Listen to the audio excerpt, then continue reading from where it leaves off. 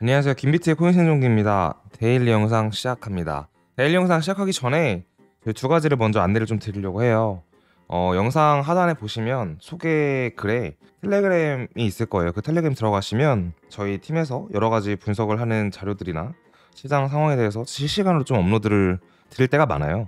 그래서 여러분들이 들어와서 보시는 게 어차피 무료이고 도움이 될 가능성이 높다고 저는 생각을 합니다. 두 번째는 가끔 멤버십에 대해서 댓글로 물어보시는 분들이 계시더라고요. 멤버십은 가입하시면 카톡방으로 들어올 수 있고요. 카톡방이 두 가지로 나뉘는데, 공지방은 저희 팀에서만 시황에 대해서 공지를 써드리고, 의견 공유방은 서로 대화를 하면서 뭔가 스터디도 하고, 또 이제 주마다 라이브 방송으로 Q&A를 해주는 그런 여러 가지 뭔가 가족 같은 분위기란 말을 별로 안 좋아하긴 하는데, 어쨌든 가족 같은 분위기로 형성이 되어 있습니다. 자, 그래서 오늘 영상 시작하도록 할게요. 보시면 이제 2018년과 20년과 22년을 비교한 지금의 어떤 미국 주식에서의 자본 유출입니다. 네, 그래서 보시면 2021년 12월 이후로 가장 큰 유출을 목격했다라고 되어 있는데, 이게 앞으로 그래서 22년 약세장 직전에 돈을 뺐으니까 21년 12월이 이제 불장의 끝자락이었잖아요.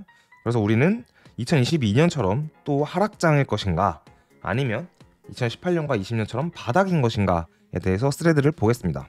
주식은 2017년 이후로 역사적으로 높은 유출을 보였다. 이게 이제 돈이 빠져나갔다라고 보면 좋을 것 같아요. 주식시장에서 돈이 빠져나갔다, 이렇게 보면 좋고, 이게 21년 12월 이후로 가장 큰 유출이다라고 보면 좋습니다. 지난번에 두 번의 큰 유출은 18년과 20년인데요. 이때는 아이러니하게 주식에서 돈을 많이 뺐는데 시장 자체는 저점이었죠. 저점의 지표인데, 또 21년 같은 경우에는 저점이 아니라 고점 부근에서 돈이 나갔기 때문에 또 이게 저점인지 고점인지는 시간이 지나봐야 안다 라면 좋을 것 같습니다. 4번에서 보시는 거는 무슨 말이냐면, 그러니까 18년이랑 20년도에는 저점이었는데 21년도에는 고점이었으니까 이 돈이 나간다는 게 저점일지 고점일지는 명확하지 않으나 둘 중 하나의 어딘가의 끝자락이다 라고 이해를 하는 게 되게 좋지 않나, 그런 생각이 지속적으로 들고 있고요. 경제 자체를 보면 이제 10년물과 2년물의 그 채권에서의 수익률 곡선이 역전이 되어서 사실상 경제 불황이 확률적으로 높게 왔다라고 얘기를 하고 있긴 한데, 참 애매한 부분인 것 같아요. 원래 이게 무슨 말이 많았냐면, 사실 이 아래 0을 기준으로 마이너스로 가면 이제 역전이 되는 거니까, 이 아래로 가자마자 경기가 불황에 빠졌다, 침체다라고 보는 게 약간 정석이고 정설로 여겨지고 있으나, 경제학적으로 봤을 때는, 근데 현재 뭐 연준에서 금리를 빡세게 올린 게 당장은 저희가 힘든 건 맞지만 경제를 빠르게 퇴보시키고 빠르게 살리기 위한 정책으로 보여지고 있고요. 또 여러 가지 아직까지는 실험주나 이런 걸 봤을 때 경기 침체로 정의하기에는 이른감이 없지 않아 있긴 해요.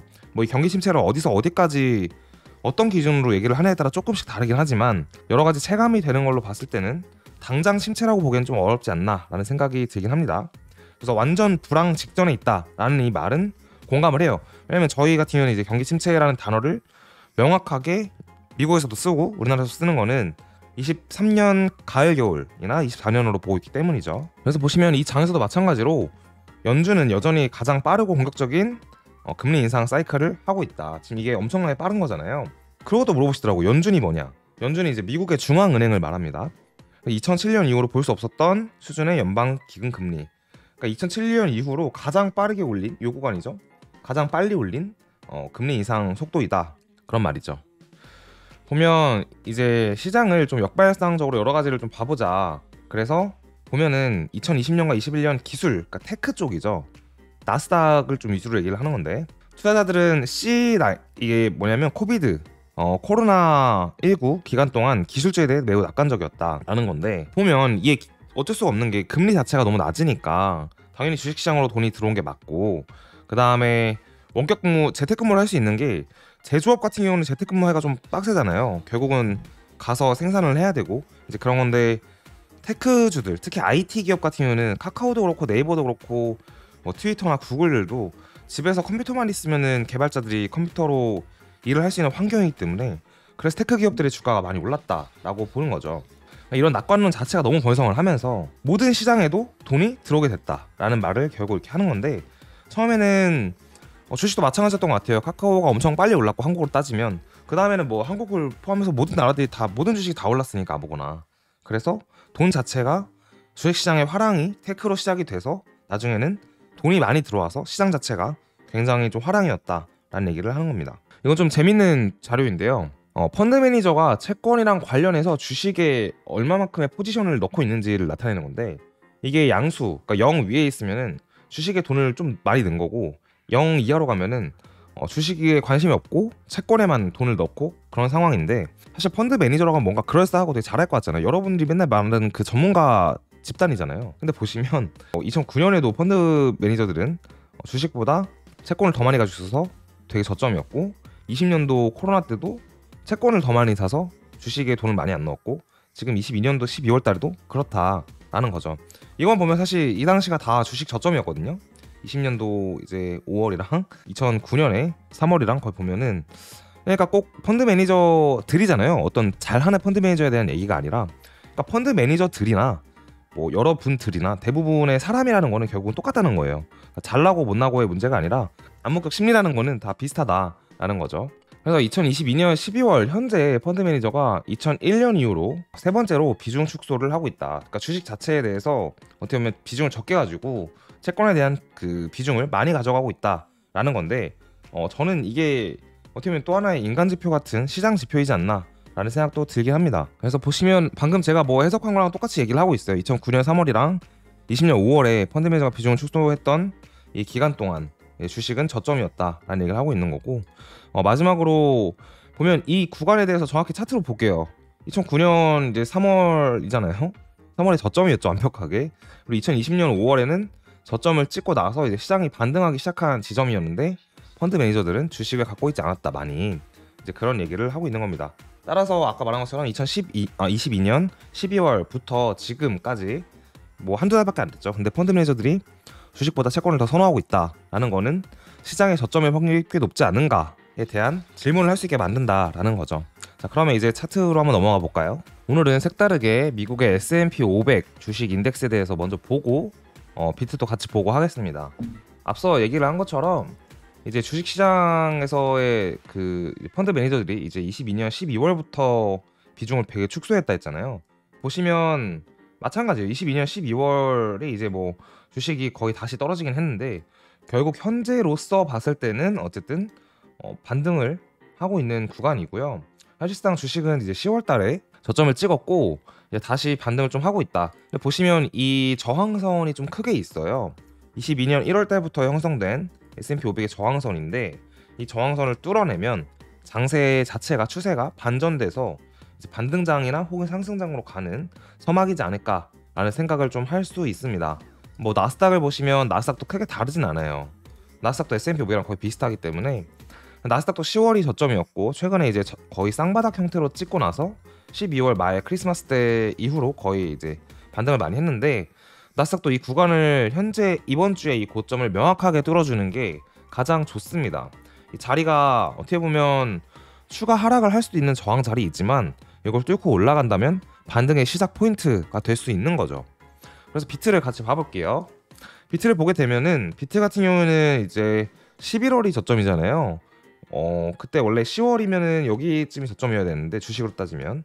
근데 이게 FTX가 파산하면서 비트코인은 좀 추가적인 큰 하락이 나왔고, 그 다음에 횡보의 시간을 거의 얼마냐? 거의 한 3개월 정도 거쳤죠. 그러고 나서 U자 형태로 반등을 지금 하고 있는 상황인데, 비트 자체는 이렇게 보시면 조금 복잡해요. 주봉으로 보면은 좀 어지러운데, 요 빨간색 선 요것만 기억을 하면 좀 좋을 것 같습니다. 요 선이 현재 이번 주로서는 22,300 부근이고요. 다음 주 같으면 22,000 초반으로 떨어지는데, 이 기울기가 깊은 요 저항선을 넘어주면, 확실하게 넘어주면 장세가 추세가 좀 약간 반등으로 넘어간다 라고 보면 좋을 것 같고요. 오늘은 조금 짧은 프레임인 4시간을 같이 봐볼게요. 지난 영상이나 지지난 영상을 보시면 어차피 지난 영상이 수요일이었고 지지난 영상이 월요일이었는데, 이미 주말 동안 반등을 크게 해서 이번 주는 횡보 형태잖아요. 그래서 지난 영상 보시면 저희가 어떤 시각을 가지고 있는지 좀 거시로 좀 볼 수 있으실 거고, 오늘은 좀 짧은 프레임으로 봐보겠습니다. 보면 요 안에서 놀고 있어요. 쉽게 말하면 위에 상단 저항선과 하단 지지선이 형성이 되어 있는 요 추세 있잖아요. 추세에서 놀고 있다라고 보면은 좋을 것 같습니다. 그래서 이 추세대로 가다 보면 저점을 크게 깨지 않는 이상 이 하단 추세선 계속 저점에 올라가고 있는 상황이거든요. 여기 저점, 그 다음에 여기 저점 올라가고 있었는데, 여기서 한번 꼬꾸라져서 휩소를 준 거고, 보통 이런 휩소를 주는 게 결국은 더 좋은 끝을 나타내긴 해요. 보시면 여기서 계속 이어가다가 위에 상승 채널을 뚫고 올라가는 순간이 생길 거예요. 이게 지금 뭐 21,900인데, 그러면 이 빨간색 저항선, 아까 말한 22,000 초반의 저항선도 넘어가면서 장세가 좀 더 가파르게 빠르게 오를 가능성이 충분히 있다고 보여집니다. 이 구간이 사실 웃긴 게 뭐냐면, 어디에 있었냐면, 잠깐 어지러울 텐데 기다려주세요.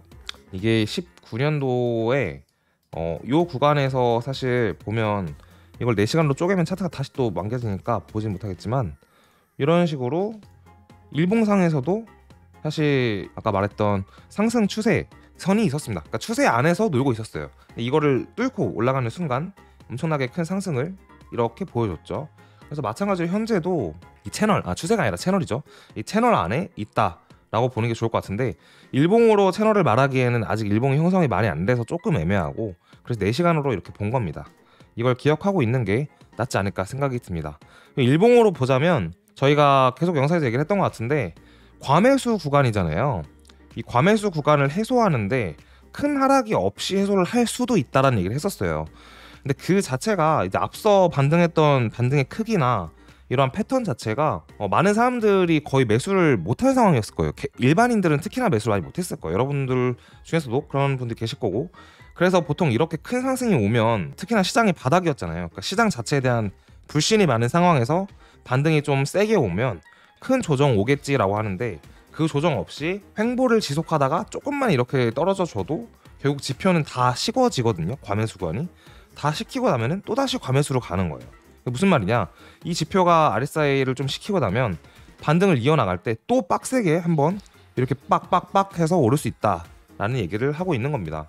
근데 그 전제가 되려면 이제 22,000의 이 빨간색 저항선을 넘어버리면, 거기서부터는 우리는 또 새로운 추세인 반등 추세로 가기 때문에 그때가 그럴 가능성이 높다고 보여집니다. 도미넌스를 보시면 비트코인 도미넌스죠. 지금 도미넌스의 반등을 좀 빡세게 도미넌스도 한 편이에요. 근데 도미넌스 자체는 어떻게 보면 달러 인덱스랑 비슷하다고 저는 생각을 해요. 달러는 한번 오르기 시작하면 계속 오르거든요. 떨어지기 시작하면 계속 떨어지고, 금리도 마찬가지예요. 미국 금리가 한번 오르기 시작하면 그냥 계속 올라요. 어떤 목적이 있는 그 금리의 끝자락을 갈 때까지 계속 미국이 금리를 올리잖아요. 인하할 때도 마찬가지고요. 근데 도미넌스도 되게 추세를 한번 타면 그 방향으로만 가요. 이제 22년 6월 달부터도 보면 9월 달까지 계속 그랬고, 이게 주봉으로 보면 더 큰 추세를 봤을 때 떨어지거나 오르거나 둘 중 하나예요. 보시면 여기서부터 계속 올랐죠. 여기서 횡보했으나 오를 때 또 계속 오르고, 오를 때 계속 떨어지고, 이건 잠깐 반등이라고 보고 다시 또 떨어지고. 도미넌스 자체가 좀 그런 편인데, 지금은 자리 자체가 반등 자리이니, 도미넌스가 반등 자리에서 반등을 한다는 거는 올라간다는 뜻이고, 오르는 추세라는 거는 비트가 오를 때 알트가 덜 오를 거고, 비트가 떨어질 때 알트가 더 떨어질 거다, 혹은 비트가 횡보할 때 알트가 떨어질 거다 라는 걸 시사한다고 보면 좋을 것 같습니다. 그리고 이제 세럼, 이것도 좀 말씀을 드리려 했는데요. 업비트의 세럼이 계속 김프가 유지가 되고 있어요. 그러니까 이게 뭐냐면은 해외 가격보다 15% 이상 비싸다는 거잖아요. 그렇게 설명을 해주고 있잖아요. 여러분들이 혹시나 당하실까봐 말씀을 드리는 건데, 이 시세 차이가 발생한다는 거는, 오늘 목 컨디션이 좀 안 좋네요. 시세 차이가 발생한다는 거는 웬만하면 안 건드시는 게 좋습니다. 이유가 분명히 있는 거예요. 지금 업비트에서의 이유는, 세럼이 원래 솔라나 체인에서 돌아가는데, 업비트에서는 이더리움 체인에서만 입출금이 허락이 되고 있었어요. 근데 그게 바이낸스에서는 ERC20에 입출금이 안 되는데, 어제 입출금을 지원한다고 하긴 했는데, 제가 테스트를 해보니까 말은 열려 있는데 출금이 바이낸스 아직 안 되더라고요. 근데 언제 출금이 될지 몰라요. 바이낸스에서 큰 돈이 출금이 돼서 누군가가 이 15%의 시세 차익을 얻으려고 세럼을 뭐 몇십억, 몇억 이렇게 옮기는 순간 이 호가를 다 무너뜨릴 수 있으니 매매하시는데 유의하시길 바랍니다. 자, 오늘 영상 여기까지 하고 그러면 마치도록 할게요. 감사합니다.